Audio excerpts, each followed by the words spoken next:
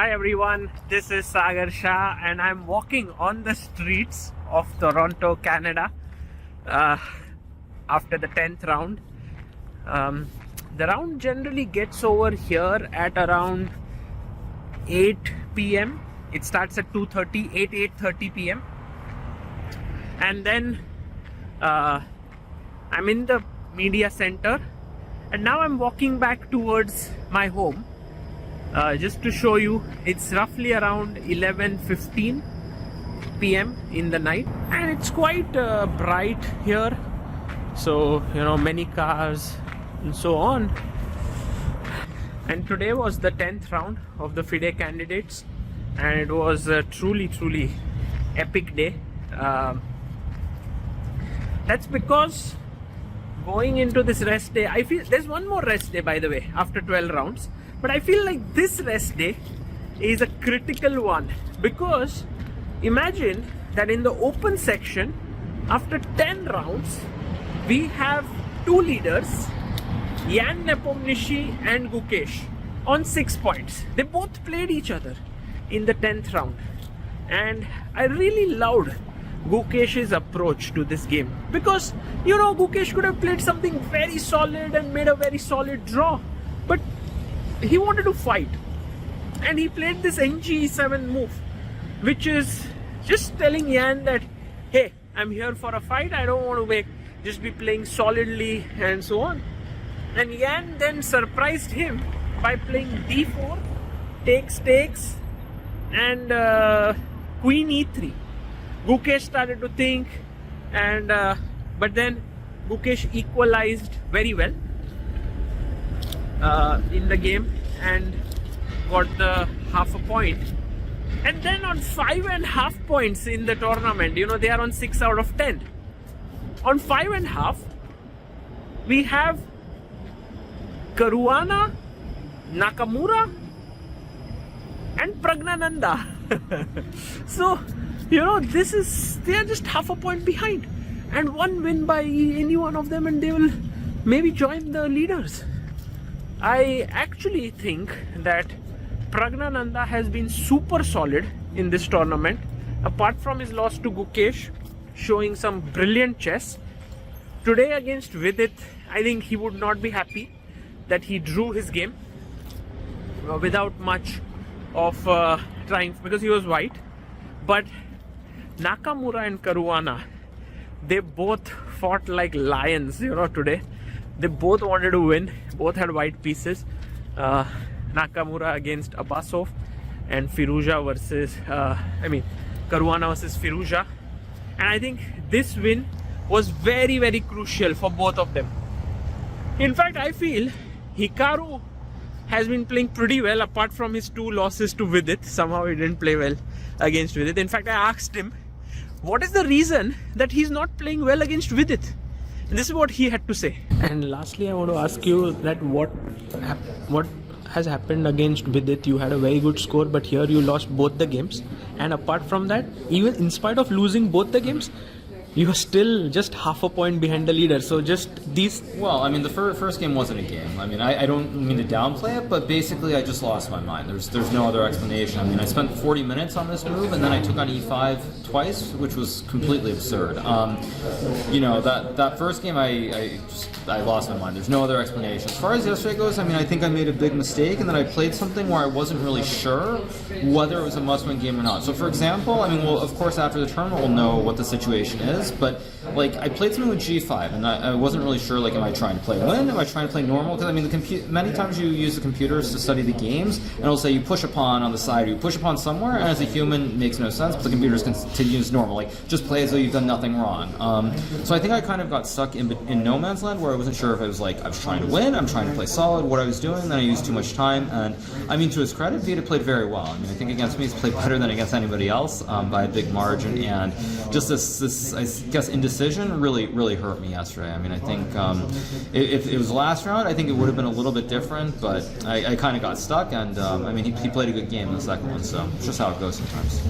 And for Caruana, I feel personally that he's nowhere close to his best, yet just half a point behind the leaders. And once again I asked him this question, that he's not playing his best, yet he's so close to the top. And this is what he said. Fabi, you won your game against Ali Reza today, and this tournament hasn't been up to your standards, yet you are just half a point behind the leaders. Does that surprise you? I don't know. I mean, it's going to be a surprising tournament in many ways for everyone. I mean, you can't predict what will happen. It's just the tension and the amount weighing on every decision is so much that you're going to see this type of tournament. It's very rare that you have a tournament like last 2 years ago, where Jan was leading from start to finish. That's very rare. So something like this is the usual scenario. A lot of people fighting, and nobody's clearly playing ahead, and it usually comes down to the last few rounds.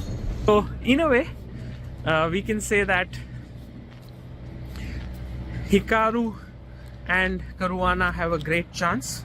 So does Pragnananda. And then with it, I mean, I would say an outside chance. 1 point down in this event with 4 rounds to go is a big deficit. But still, that being said, he could be able to score a couple of wins, and he's right up there. So an outside chance to win it for sure. And then we have Abbasov and Firouzja, who have lost their chance to win the title. Firouzja has been a little bit on the downside, as we know, the shoe incident that he had, and then today his father was not allowed to remain in the hall and removed from the playing hall, and this was not very ideal, but it has been a part of the tournament. Going to the women's section, today Lei Tingye showed why she is, one of the best in the world. She beat Goryachkina, and this was a big result because Goryachkina is such a powerful player, and in the night end game, I think Tingye played f5 and Goryachkina, I think, had to take ef5, but she played knight takes e5, and there she found this mooking f4, dominated the knight and won the game. So yeah, Lei Tingye, I really enjoyed that moment where she was sitting there with her husband, who's also a GM, Raymond Song, and they were analyzing, actually Raymond Song was asking her what happened, because there's a 15-minute delay and he couldn't believe that his wife had won. So that was a very cool moment. Tan Zhongyi and now Lei Tingye, the 2 Chinese women, are leading. We also have a Chinese world champion, Ju Wenjun. So it's like China domination in women's chess. Well, there are players at 1 point behind them, but I feel it's between them too. I just want to mention the game between Salimova and Vaishali, and such a big heartbreak for Salimova.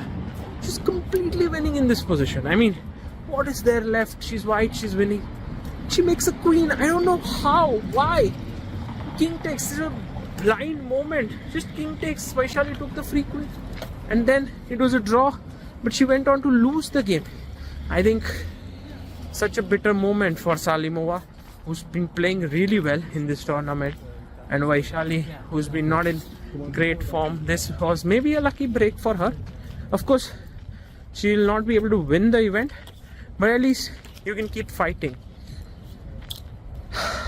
So there we have it.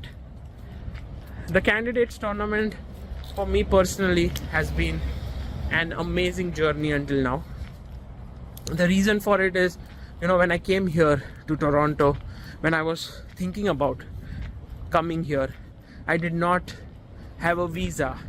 I booked my ticket on the last moment. My stay was made possible just out of the blue by a well-wisher. And then when I'm here, I was hoping that maybe there would be a close fight. Maybe an Indian would be at the top, and there would be some intrigue left till the end. And now we see all 3 of them are still fighting at the top, which is just amazing, and I hope that we'll be able to see some brilliant chess in the last 4 rounds. I have come close to where I stay. I'll go back, edit this video, post it. This was unplanned, just like many things I do, but it turned out well. And so guys, write down in the comments who you think has the best chance in the Open, because I think this tournament 6 players fighting after 10 rounds is not common in the candidates. Generally you have 2, maximum 3, sometimes even 4, but 6 of them here. What do you think? For now, this is Sagar Shah signing off. Look at the clouds in the sky.